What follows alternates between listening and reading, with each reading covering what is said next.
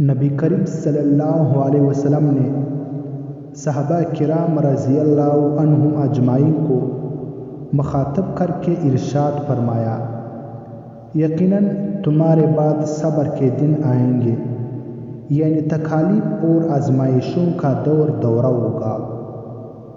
ان دنوں میں دین اسلام پہ کاربند شخص کو 50 آدمیوں کے عمل کے برابر اجر و ثواب ملے گا۔ صحابہ کرام رضی اللہ عنہم اجمعین نے عرض کیا، یا رسول اللہ، اسی زمانے کے 50 آدمیوں کے برابر؟ آپ صلی اللہ علیہ وسلم نے ارشاد فرمایا، تم میں سے 50 آدمیوں کے برابر اجر و ثواب ملے گا۔ المعجم الاوسط لطبرانی، حدیث نمبر 3121۔ یقیناً دین پہ عمل پیرا ہونا دن بدن مشکل ہوتا جا رہا ہے۔